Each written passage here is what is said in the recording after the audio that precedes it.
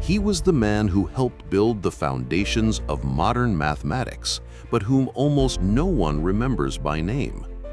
While others gained fame, Arthur Cayley was forgotten.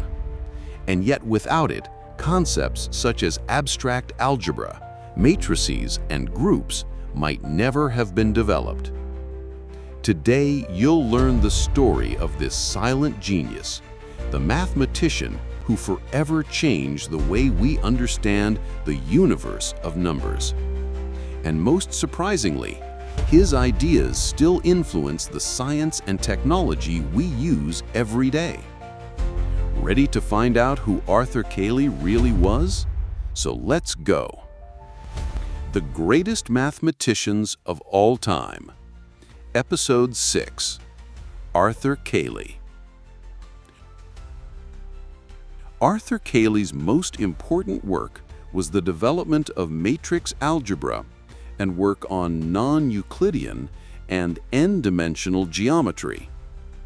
Born on August 16, 1821, in Richmond, Surrey, England, he died at the age of 75 on January 26, 1895, in Cambridge, England.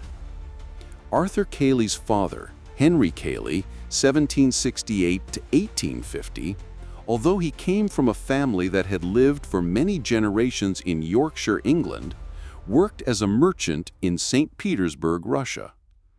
Henry Cayley was married to Maria Antonia Doughty, 1794 to 1875, daughter of William Doughty. Henry and Maria Cayley had 5 children: Sophia Cayley, 1816 to 1889, William Henry Cayley, 1818 to 1819, Arthur Cayley, the subject of this biography, Charles Bagot Cayley, 1823 to 1883, and Henrietta Caroline Cayley, 1828 to 1886. As is evident from these dates, his eldest son, William Henry, died as a baby. The connection to St. Petersburg was more than just where Henry Cayley's work had taken him, as his father, Arthur Cayley's paternal grandfather, John Cayley, 1730–1795, had served as consul general in St. Petersburg. The family, although living in St. Petersburg, returned to England for summers, and it was on one of these summer visits in 1821 that Arthur Cayley was born. His younger brother, Charles Bagot, was born in Russia and excelled as a translator of Dante and Homer. Arthur spent the first 7 years of his life in St. Petersburg, where he came into contact with several languages, particularly Russian, English, and French. The international language of business there was French. The family returned to live permanently in England in 1828 and took up residence in a fine house at 29 York Terrace near Regent's Park, London, where Henry, now 60, became a director of the London Assurance Corporation. It was after the family returned to London that Arthur Cayley's sister, Henrietta Caroline, was born there. As we describe the Cayley family, we should mention that Sir George Cayley, FRS, 1773 to 1857, a pioneer of air navigation and aeronautical engineering, was Arthur Cayley's 4th cousin. There is, however, no evidence of contact between them. Arthur demonstrated great skill in numerical calculations at a private school in Blackheath, and after moving to King's College School in 1835 at the age of 14, rather than the normal age of entry, 16, his aptitude for advanced mathematics became apparent. However, it was not only in mathematics that he excelled, as he won awards in many disciplines. In particular, he won the chemistry prize in each of his last 2 years, despite not majoring in science. His mathematics teacher advised his parents to encourage Arthur to pursue his studies in this field rather than follow his father's wishes to enter the family business as a merchant. In 1838, Arthur began his studies at Trinity College, Cambridge, with George Peacock as tutor in his first year. He was mentored by William Hopkins, who encouraged him to read papers by continental mathematicians. His favorite mathematical topics were linear transformations and analytic geometry, and while still an undergraduate, had 3 papers published in the newly founded Cambridge Mathematical Journal, edited by Duncan Gregory. Cayley graduated as a senior wrangler in 1842 and won the first Smith Prize. After the exams, Cayley and his friend Edmund Venables led a reading group of undergraduate students to Aberfeldy, Scotland. One of these undergraduate students was Francis Galton, who described his tutor, Cayley. There has never been a man whose outward physique belied his powers as much as Cayley's. There was something mysterious about his manners, which led strangers to consider him neither fully sane nor endowed with much intelligence, which was the opposite of the truth. He seemed so frail that he was unable to perform ordinary physical work. During the trip, Venables wrote to George Stokes in Cambridge, "We are surrounded by some of the highest mountains in Scotland, among which the most beautiful is certainly Schiehallion, famous in the history of gravitation. I have tried in vain to induce Cayley to repeat Dr. Mascheline's experiments on her summit and to acquire for herself a fame that will never die. But alas, he has no desire for notoriety and has a deep-rooted aversion to experiments and calculations of all kinds. He is now sitting by my side, continuing those terrible investigations begun in the Mathematical Journal, in which, having exhausted all the letters of the Greek and English alphabets, he is forced to turn the ends of his delta upside down and have recourse to Old English." For 4 years, Cayley taught at Cambridge, having won a fellowship, and during this time he published 28 papers in the Cambridge Mathematical Journal. He worked on a wide variety of mathematical topics, including algebraic curves and surfaces, elliptic functions, determinants, and integration theory. For example, he published on a theory of determinants in 1843, in which he extended the idea of a two-dimensional determinant, rows and columns, to multidimensional matrices. In 1844, he began a correspondence with George Boole, which proved valuable to both mathematicians. For example, he wrote to Boole in 1845. Boole was teaching at a school in Lincoln, England at the time. "I wish I could pay a visit to Lincoln. I'd love to talk about some things with you, not to mention the temptation of your cathedral. I think I need to fix this sometime in the next 6 months, even though there is no railroad, which we are starting to consider ourselves entitled to nowadays."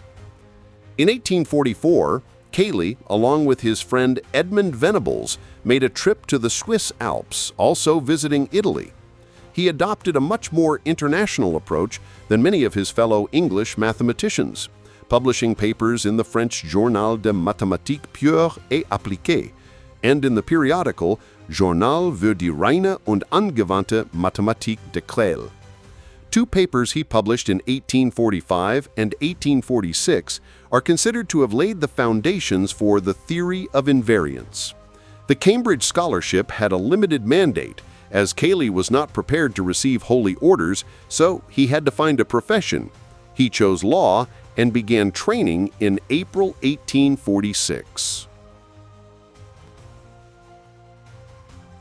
While still training to be a lawyer, Cayley went to Dublin to hear William Rowan Hamilton lecture on quaternions. He sat next to George Salmon during these lectures, and the two exchanged mathematical ideas over many years. Cayley was a good friend of Hamilton's, although both disagreed as to the importance of quaternions in the study of geometry. Another friend of Cayley's was James Joseph Sylvester, who was also in the legal field. The two worked in the courts of Lincoln's Inn in London and discussed deep mathematical issues during office hours. Other mathematicians active at Lincoln's Inn included Hugh Blackburn. He wrote to William Thomson about his work with Cayley.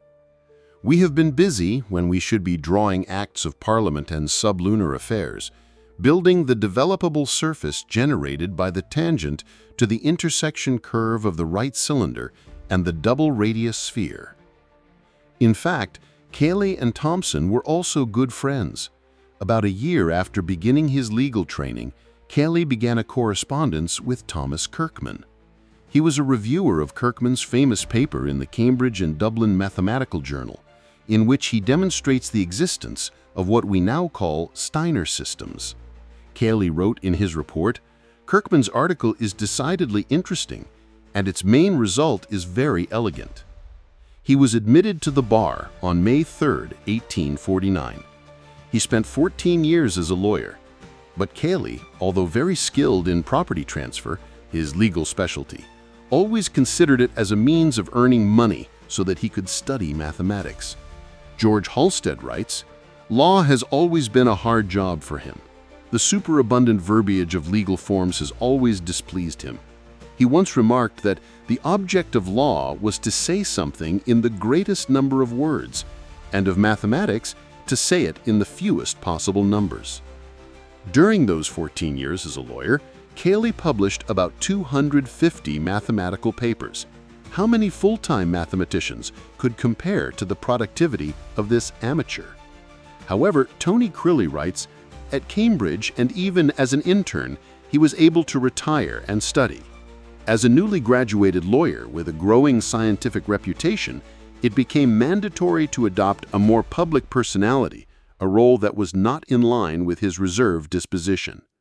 Cayley kept in touch with Cambridge, and after serving as senior examiner in the annual examinations at Trinity College, progressed to the responsibility of senior moderator of the mathematical tripos in 1851 and senior examiner in 1852. As a result, he began to seek academic appointments and, to improve his chances of a professorship, began to increase his already remarkably high rate of publication of mathematics papers. For example, during the years 1853 to 1856, he published an average of 10 papers per year. But as he sought to raise his profile, he published an average of 30 papers per year during 1857 to 1860. He was unsuccessful in his application in 1856 to the chair of natural philosophy at Marischal College, Aberdeen. He was also interested in the Lowndean chair of geometry and astronomy at Cambridge in 1858 and the chair of astronomy at the University of Glasgow the following year. However, he was unable to obtain these and other positions. Perhaps one reason was that, despite a remarkable research record, he had little teaching experience. In 1863, Cayley was appointed Sadlerian Professor of Pure Mathematics at Cambridge. He was successful despite the presence of other high-profile candidates such as Isaac Todhunter, Norman Ferrers, and Edward Routh. This appointment represented a significant reduction in Cayley's income, who now had to make do with a salary that was only a fraction of what he earned as a qualified lawyer. However, Cayley was very happy to have the opportunity to devote himself entirely to mathematics. As a Sadlerian teacher of pure mathematics, his duties were to explain and teach the principles of pure mathematics and dedicate themselves to the advancement of this science. Cayley should comply with more than these conditions. However, before we briefly look at his remarkable achievements in research, we note that he married in 1863, the year of his appointment as a Sadlerian professor. On 8 September, he married Susan Moline, 1831 to 1923, of Greenwich, daughter of Robert Moline. Arthur and Susan Cayley had 2 children, Henry Cayley, 1870 to 1949, who studied mathematics at Cambridge but decided he could not match his father's achievements and became an architect, and Mary Cayley, 1872 to 1950. In 1864, Cayley bought the Garden House on Little St. Mary's Lane in Cambridge. On 8 November 1863, Cayley gave his inaugural lecture, Analytic Geometry, Introductory Lecture. However, his classes over the next few years were often based on his latest research, and the students did not consider them relevant to the Tripos exam, in which they all aimed to get the best possible grades. Cayley was concerned with mathematics for its own sake, while most students sought competence in a narrow curriculum. Any deviation was considered a waste of time and effort. He published more than 900 papers and notes covering almost every aspect of modern mathematics. The most important works are the development of matrix algebra, work on non-Euclidean geometry, and three-dimensional geometry.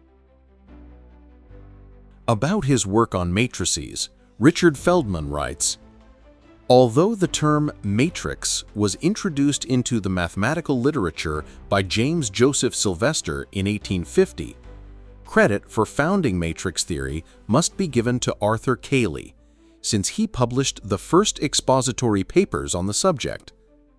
Cayley's introductory paper to matrix theory was written in French and published in a German periodical in 1855. He introduces, albeit rather superficially, the ideas of inverse matrix and matrix multiplication, or composition, as Cayley called it. The above basic properties are expanded upon in a second expository paper from 1858, which also lists many additional properties of arrays. As early as 1849, Cayley had written a paper relating his ideas about permutations to Cauchys. In 1854, Cayley wrote two papers notable for their understanding of abstract groups. At that time, the only known groups were permutation groups, and even though this was a radically new area, Cayley defines an abstract group and presents a table to display the multiplication of groups. He presents the Cayley tables of some special permutation groups, but much more significant for the introduction of the concept of the abstract group, he realized that matrices and quaternions were groups. Here is an excerpt from his definition of an abstract group.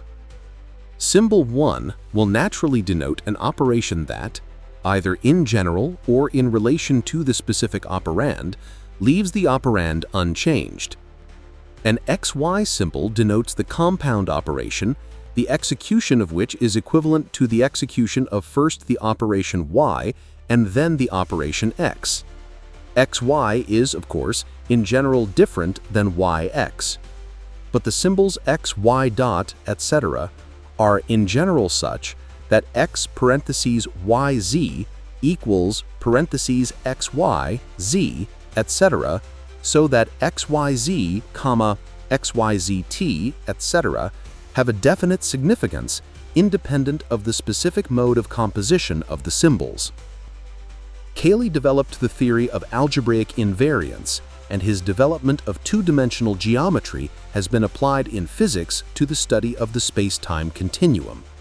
His work on matrices served as the basis for quantum mechanics, developed by Werner Heisenberg in 1925. Cayley also suggested that Euclidean and non-Euclidean geometry are special types of geometry. He united projective geometry and metric geometry, which depends on the sizes of angles and the lengths of lines. He published only one book, An Elementary Treatise on Elliptic Functions, 1876. However, he contributed Chapter 6 to Peter Guthrie Tait's An Elementary Treatise on Quaternions, 1890, and published the 6-cent booklet The Principles of Bookkeeping by Double Entry, 1894. In 1881, Cayley was invited to give a series of lectures at Johns Hopkins University in the United States, where his friend Sylvester was a professor of mathematics. He spent January to May 1882 at Johns Hopkins University, where he lectured on the Ebbian and theta functions. Upon his return to England, the Royal Society awarded him the Copley Medal. In 1883, Cayley became president of the British Association for the Advancement of Science.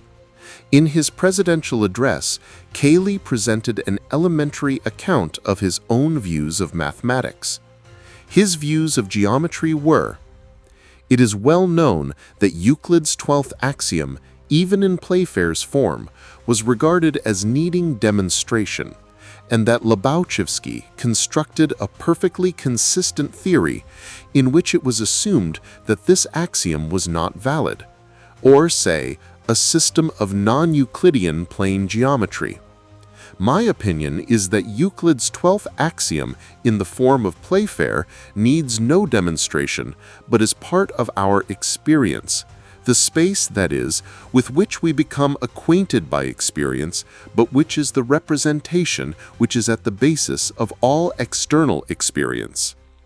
Riemann's vision, it is that, having in intellectuo a more general notion of space, indeed a non-Euclidean notion of space, we learn by experience that space, the physical space of our experience, is, if not exactly, at least in the highest degree of approximation, Euclidean space. But suppose that the physical space of our experience is therefore only approximately Euclidean space. What is the consequence of this? Not that the propositions of geometry are only approximately true, but that they remain absolutely true in relation to Euclidean space, which for so long has been considered the physical space of our experience. Two descriptions of Cayley, both of him in his old age, are interesting. Macfarlane says, "I attended a meeting of the London Mathematical Society. The room was small, and about a dozen mathematicians were gathered around a table, among them Prof. Cayley. At the end of the meeting, Cayley greeted me cordially with a handshake and referred with the greatest kindness to my works that he had read. He was then 60 years old, considerably bent, and did not settle in his clothes. The most remarkable thing about him was the active gaze of his gray eyes and his peculiar youthful smile." Thomas Hurst, one of his friends, wrote, "A thin, frail-looking individual with a large head and face marked by smallpox, speaks with difficulty and stutters slightly. He never sits upright in the chair, but with his rear end right on the edge, he rests one elbow on the seat and throws the other arm over the backrest." Here's the tribute from G.B. Halstead. Cayley, besides his extraordinary originality, was certainly the most learned and learned of mathematicians. Of him, in his science, it may be said that he knew everything and was the last man who will ever know everything. He had a very gentle and sweet character. Sylvester told me that he had never seen him angry but once, and it was, they were both lawyers, when a messenger interrupted one of his interviews with a mass of legal documents, a new subject for Cayley. In a fit of disgust, Cayley threw the papers on the floor. We end by paying our tribute. Cayley was the most remarkable British mathematician of the 19th century. More than 50 concepts and theorems in mathematics bear his name. By the end of his life, he was revered by mathematicians around the world. In addition to the Copley Medal, Cayley was elected a Fellow of the Royal Society in 1852 and received his Royal Medal in 1859. The London Mathematical Society awarded him his De Morgan Medal in 1884. He was president of the Society from 1868 to 1870. He was elected a Fellow of the Royal Astronomical Society in 1857 and served as editor of the Society's publications from 1859 to 1881. In 1872, he was made an honorary Fellow of Trinity College, Cambridge. He has received honorary degrees from the universities of Cambridge, Oxford, Edinburgh, Dublin, Göttingen, Heidelberg, Leiden, and Bologna. A crater on the Moon was named after Cayley. He was an honorary foreign member of the French Institute and elected a member of the Academies of Berlin, Göttingen, St. Petersburg, Milan, Rome, Leiden, Uppsala, and Hungary. After a long period of suffering, he died at his home, Garden House, Cambridge. He was buried on 2 February 1895 in Mill Road Cemetery in Cambridge. Many representatives from foreign countries attended his funeral, as well as many leading British academics. Arthur Cayley's life shows us that the greatest geniuses are not always the most recognized. He left an immense legacy, but the world almost forgot him. And now it is our turn to honor his memory. If this story inspired you, imagine how many other amazing mathematicians you still don't know, and that we'll explore together here on the channel. So just like, share this video, and of course, subscribe to the channel to continue this journey with us. Because mathematics is not just numbers. It is also the story of men and women who dared to think differently.